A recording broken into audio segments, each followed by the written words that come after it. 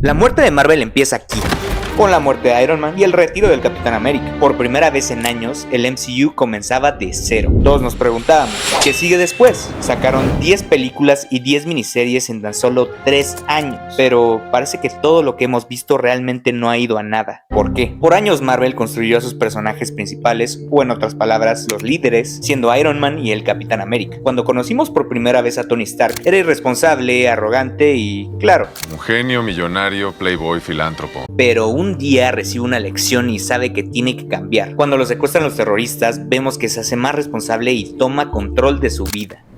Yo soy Iron Man. Viendo a Iron Man a través de las películas, lo hemos visto luchar con su más grande defecto, su ego, pero con el tiempo lo vemos crecer, como en Avengers del 2012, cuando decide sacrificarse para salvar al mundo, sacando una bomba nuclear para salvar a Nueva York. Aquí, Tony dejó de ser el güey que se pone a él mismo primero. Tony madura con el tiempo, hasta ayudando a héroes como Spider-Man. Incluso cuando llegamos a Endgame, Tony se sacrifica dejando a su hija atrás para que el mundo esté a salvo. Marvel introdujo al Capitán América casi después de que introdujeron a Iron Man, pero era todo lo contrario a Tony. Desde un principio se sacrifica por su país en la Segunda Guerra Mundial, pero a pesar de su valentía, no tiene físico apto para ser un soldado. Entonces, toma el suero del super soldado para hacerse fuerte, y desde su primera película se sacrifica a sí mismo dejando a Peggy atrás, destruyendo un avión que lleva armas de destrucción masiva. Sobrevivió, obviamente, y lo vimos ser líder de los Vengadores, pero cuando los arcos de Iron Man y Capitán América terminaron, Marvel tenía que encontrar nuevas estrellas para sus franquicias, como Falcon, el Robin del Capitán América. Era un personaje conocido, pero realmente no sabíamos mucho de él, además de ser un soldado con un oscuro pasado. Luego, al final de Endgame, Steve le pasa el manto a Falcon. De la nada, un Robin cualquiera se supone que tenía que ser nuestro nuevo Capitán América. Pero, ¿cómo es que Marvel iba a convertir al amigo del Capitán América en el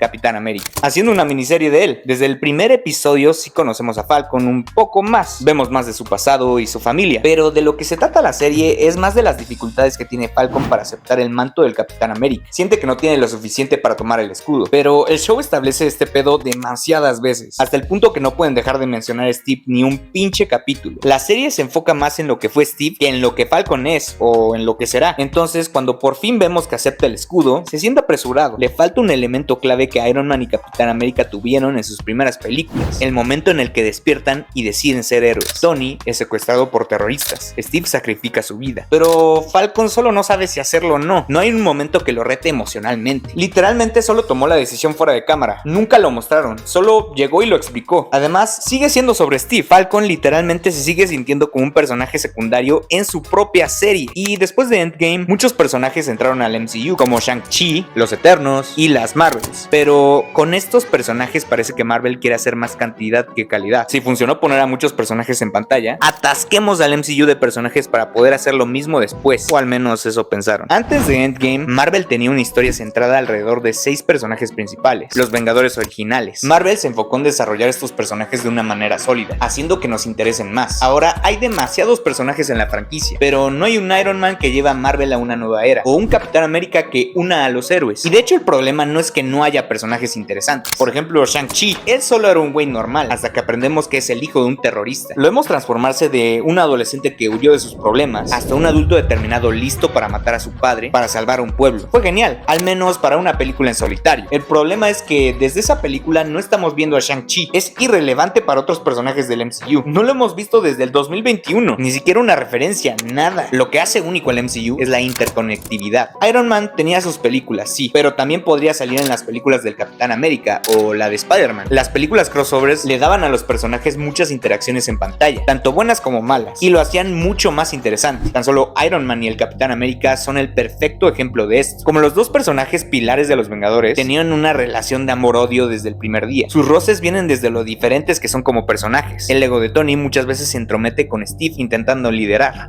Stark, necesitamos un plan de ataque. Yo tengo un plan. Atacar. Steve le dice a Tony que no tiene la capacidad de sacrificarse a sí mismo. Hasta se terminan peleando en Civil War. El conflicto de ambos nos trajo escenas como estas.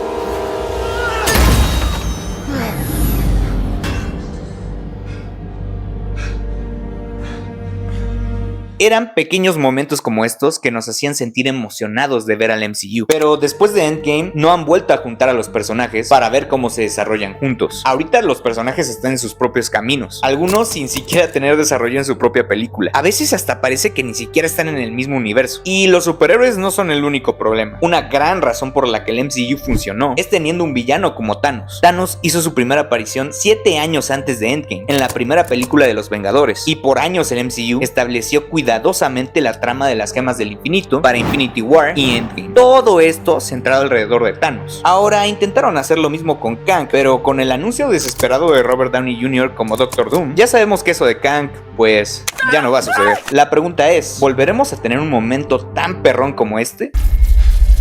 Y yo soy ¿O seguiremos diciendo cada película? Iron Man.